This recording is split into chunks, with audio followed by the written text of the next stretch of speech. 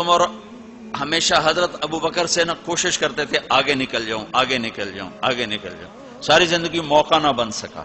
تبوک کا موقع آیا تو اللہ کے نبی نے کہا مال خرچ کرو، تو عمر کہنے لگے آج میں ابو بکر کو کاٹ سکتا ہوں، آج میں اس سے آگے نکل سکتا ہوں کہ وہ آج کل غریب ہے، میں مالدار ہوں، تو وہ تھوڑا لائے گا میں زیادہ لاؤں گا تو میں بڑھ جاؤں گا۔ لہٰذا انہوں نے اپنے مال کا آدھا حصہ آدھا گھر میں رکھا اور آدھا لے کر آئے۔ ابو بکر نے جھاڑو پھیر دیا، جو کچھ تھا وہ سارا سمیٹ کے لے آئے۔ جب دونوں پراپرٹی سامنے رکھی گئیں تو حضرت عمر کی بہت زیادہ نظر آ رہی، ابو بکر کی بہت تھوڑی نظر آ رہی، لہذا حضرت عمر بڑے اطمینان میں کھڑے کہ آج جیت خطاب کے بیٹے کی ہے۔ میں قربان جاؤں، اللہ رسول تو جانتے ہیں کہ کون کیا کر کے آیا ہے، تو میرے نبی نے سوال ہی بدل دیا، جو اس موقع کا سوال ہی نہیں۔ میرے نبی نے پوچھنا یہ تھا ابو بکر کتنا لائے ہو، عمر کتنا لائے ہو، اور یہی اس موقع کا سوال ہے، لیکن اللہ رسول جانتے ہیں کہ کس کے مال میں وزن زیادہ ہے، تو میرے نبی نے سوال بدل دیا، فرمایا عمر ما خلفت، واہ واہ عمر پیچھے کیا چھوڑ کے آئے ہو؟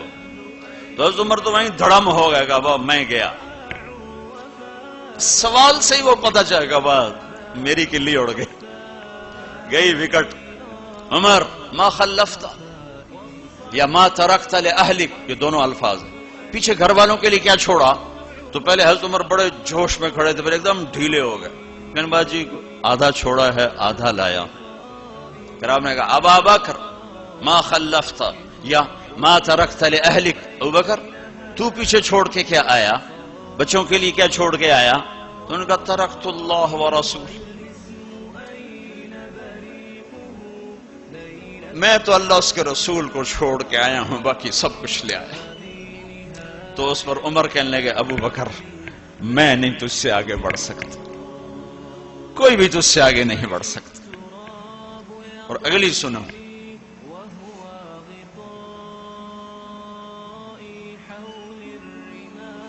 اپنے کپڑے بھی دے دیے اور ایک ٹاٹ تھا وہ پہن کر اس کو کانٹوں سے سی لیا، تو جبریل آئے، کہنے لگے یا رسول اللہ، اللہ تعالیٰ پوچھ رہے ہیں کہ ابو بکر نے یہ ٹاٹ کیوں پہنا ہوا ہے؟ تو آپ نے کہا کہ ابو بکر نے سارا کچھ اللہ اس کے رسول پہ لگا دیا ہے اس لیے یہ پہنا ہوا ہے۔ تو کہا یا رسول اللہ، اللہ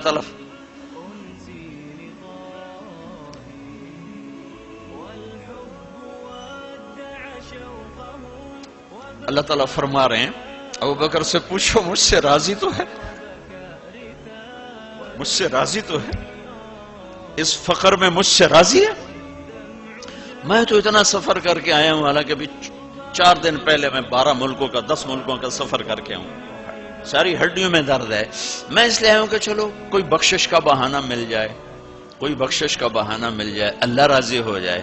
آپ سارے اس لیے حج پہ جا رہے ہو کہ اللہ راضی ہو جائے، جو سارے جہان سے کہتا ہے مجھے راضی کر، وہ کہہ رہا ہے ابو بکر سے پوچھو مجھ سے راضی تو ہے۔ تو آپ نے کہا ابو بکر تیرا رب تجھے سلام بھی کہہ رہا ہے اور پوچھ رہا ہے کہ راضی ہو؟ تو ابو بکر کی چیخیں نکلی، میں اپنے رب سے راضی، میں اپنے رب سے راضی، میں اپنے رب سے راضی۔